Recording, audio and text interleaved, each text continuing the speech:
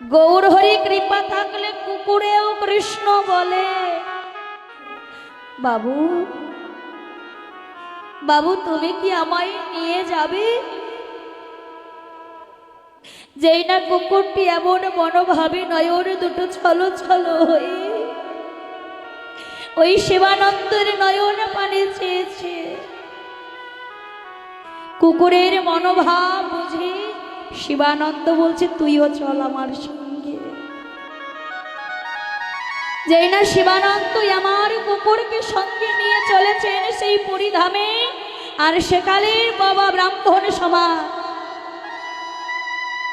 প্রহরিতরা সকলে শিবানন্দকে বলছে, ও শিবানন্দ,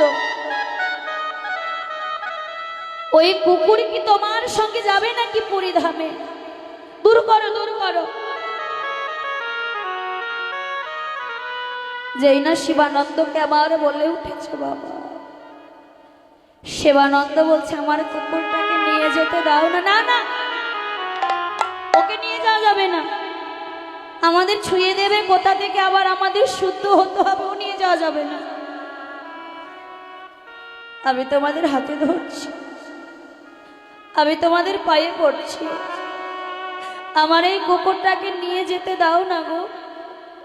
আমি তোমাদের কথা দিচ্ছি, আমার এই কুকুর তোমাদের স্পর্শ করবে না, তোমাদের একটি বারের জন্য ছুঁয়ে দেখবে না, শুধু আমার পাশে পাশে থাকবে, শুধু তোমরা নিয়ে যেতে দাও। হরি বল হরি বল। ওই শিবানন্দ যখন আমার কুকুরটিকে নিয়ে যাচ্ছে, আর পুরীতে যেতে হলে বাবা একটি নদী পার হতে হয় নৌকায় করে। যখন ওই মাঝিকে ডাকছে, মাঝি মাঝি, ও মাঝি তুমি আমাদের পার করে দাও। একই গো, তোমাদের সঙ্গেই কুকুরটিও যাবে নাকি? আমি তো কুকুরকে পার করি না, আমি কুকুরকে পার করতে পারবো না। ওই ব্রাহ্মণেরা সকলে বলে উঠলেন, শিবানন্দ তোমার ওই কুকুরের সঙ্গে আমরা নৌকায় কেউ একসঙ্গে পার হব না,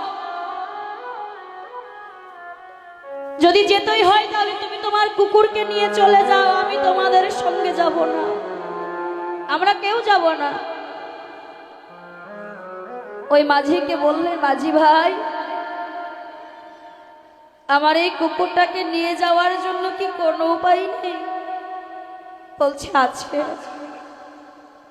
তোমার ওই কুকুরকে তোমাকে পার করতে হবে, আমি তোমার কুকুরকে পার করতে পারবো না।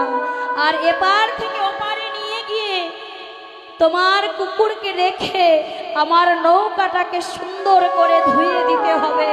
আর আরেকটা শর্ত কি, আমি এক খেওয়াতে যত পার করি সমস্ত পারের করি তোমায় দিতে হবে। হরি বল। আমি তাই দেব। শিবানন্দ আমার কুকুরটিকে নিয়ে নিজ হাতে পার করে নৌকাটাকে সুন্দর করে ধুয়ে দিচ্ছে। কুকুরটি বলল, প্রভু ও প্রভু